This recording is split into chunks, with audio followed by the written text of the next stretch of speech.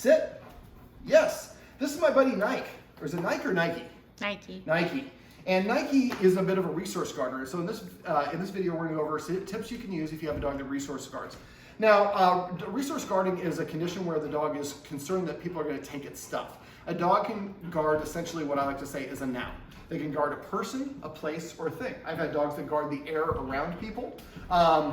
Food bowls, bones, bully sticks, kennels. Those are not unusual places, things for dogs to guard. Resource guarding is not an indication of how well you have trained your dog. Dogs can develop resource guarding at any point, but a lot of times it comes from a fear of the dog thinking you're going to take my stuff away. The old school method was we would take the bone away and then give the dog the bone back. Just let him know, hey, I can take your stuff and give it back to you. It's been debunked because it's really just showing the dog, yes, I am going to take your stuff. So what you want to do is, if I have this, it's mine. If he has it, it's his. If I hold it, now it's ours. Now he's got it. You're going to pull it away, aren't you? That's all right.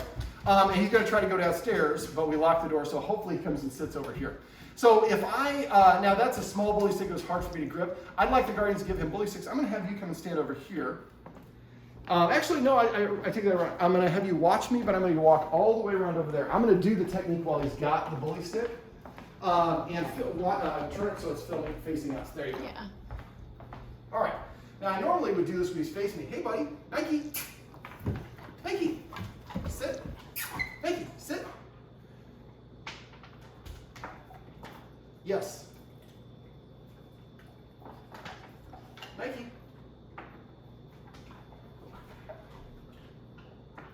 And I backed away from him, not because I was afraid of him, but because I was too close. I didn't expect it to bounce where it did. Yes. There you go. Nike. Now, he would rather just sit down somewhere and enjoy it, right there.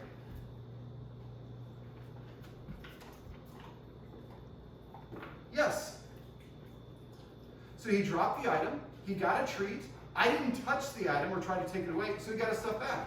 What I'm basically saying is when you got your resource, dropping it is a good thing, because that means when a human approaches, good things are going to happen. So what you want to do, and I'm going to explain this a little bit later, this a little bit earlier in the video where I wanted, but what I want to do is I want to approach him. So you want to make sure you can see him in the video. Mm-hmm.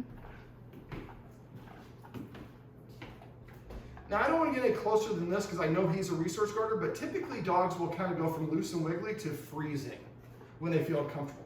Now he's got his back to me, which is actually a good thing, but if you want to walk, you don't want to wait for the dog to lunge and bark and growl because then we push too far. So let's say that this line right here, so like I get here and he freezes. His mouth goes open from an open like this to closed, or he freezes, or he stares, or he won't look at me. His hackles go up, his ears come forward, he gets tense. He's saying, David, I don't feel comfortable with you approaching anymore. And what do? I just walk up and pet you on the head. Well, he's saying I'm not comfortable with you. So what I want to do is I want to walk and approach him, roll a treat, then I walk away, and I approach from a slightly different angle. Now, I'm not saying the yes for the drops. I'll come back to that. But all I want to do is I want him to think is when a human approaches, not only are they not going to take your stuff, they're going to make your situation better. Now, ideally, I'd like to approach from this angle, this angle, this angle, this angle. Right now, because of filming, we can't, but maybe, and it wouldn't be ideal with the work island. We would like to do it in a bigger, warm, open area. But basically, let's say that when I get to 10 paces, that's when he freezes. Then I would say, okay, 10 paces is his distance. And it can ebb and flow a little bit. Then I turn and walk away so he can relax. When he relaxes, then I'd stop at 11 feet, roll that treat, and then walk away. So, and then he gets it, and he gets the treat, and he walks away, he gets his stuff. And I might do it from all the different angles, and after doing maybe one or two from all the different angles at 11 feet, then I might move to 10 feet. Well, I'll throw a second one there, or maybe a third one. He's like, oh, this is part of my master plan, I'm gonna get him to drop it. So you try to have a good toss, and then you walk away. And this might take you several practice sessions, but eventually you get closer and closer, and he's still got that nice, wiggly, open mouth and relaxed tension, because we're not taking his stuff away from him. And eventually we get to the point where, and I like bully sticks for this exercise. We like using the one for best bully sticks. They're odor-free. But the nice thing about bully stick, it's gone. Resource guarding, once the resource is gone, then the dog doesn't have anything to protect anymore. And so the nice thing about this exercise, if you're doing this, eventually he's going to go through this, as opposed to where he has a bone or something like that. He's not going to ingest that, so he has something to continue guarding. Now, before that, and we can do this at any time. And if you're worried that he's going to attack someone, that means we're probably doing it wrong. You could use a leash that you maybe wrap around the leg of something. He's a big dog, so you'd have to have something pretty secure, and then attach to his collar, so that way you know he can't get to you. But if you do this exercise right, he shouldn't want to. He should be content just to sit there because you're reading his signals. Now, at the same time of doing that, we also want to help him practice dropping things. Sit. So if he has a bone or something in his mouth, a low value added bone might not be the best idea. So a ball or a toy that he's allowed to have that you really normally don't show any interest in, everybody, sit. So what I would do is just come up, hold it. He's going to have to drop the bone to get it. As soon as he drops it, say yes, and then give it to him. And then I would let him pick the object up. Don't reach for a treat again. Wait, let him pick the object up, and once he picks it up, quietly pull it out so he doesn't see it. He drops it, yes, and then give him that treat. But each time you do this, you do not touch the item that he drops. We're earning his trust.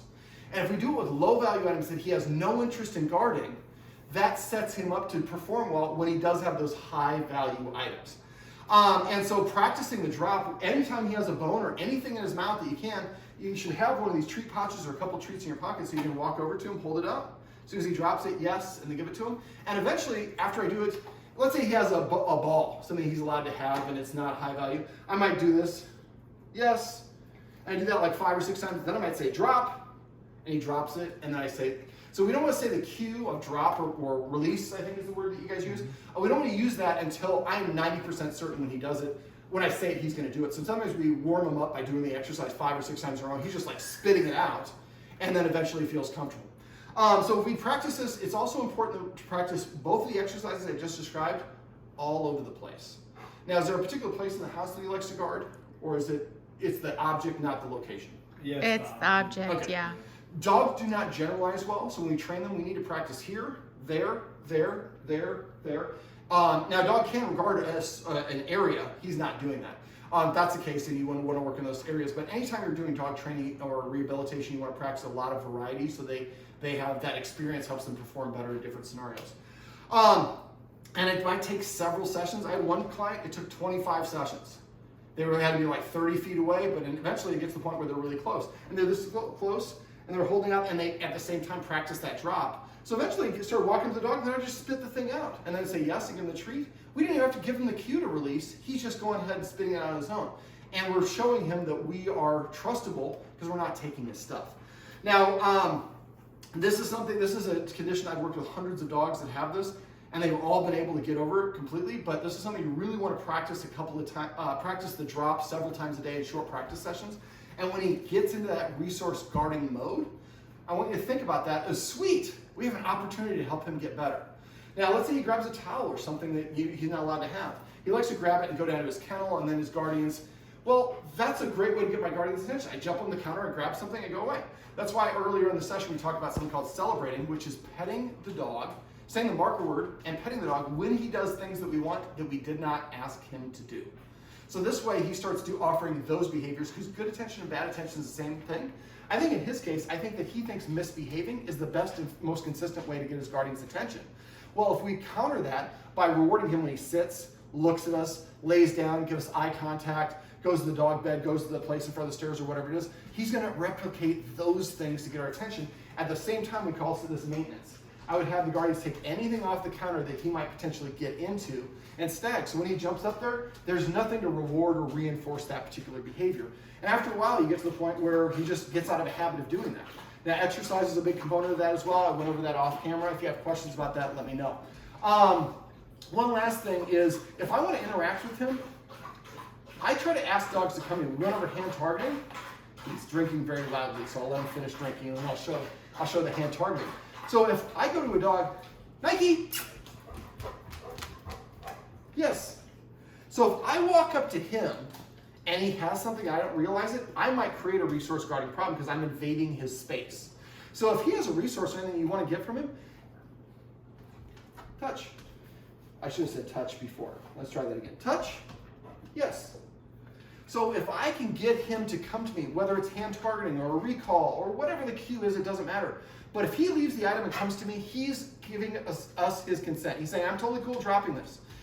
If you have a dog that resource guards, the worst thing you can do is take things away from them. Now, there are other exercises you can do, like the bucket game and some other stuff, impulse control, leave it, and things along those lines, which will be helpful. But really, this method of teaching a dog to drop and then practicing approaching and not taking their stuff is the way that you help a dog get over a case of resource guarding. Nike. Touch. Yes. Sit. Yes. This is my buddy Nike, and these are some tips you can use if you have a dog that likes to resource guard.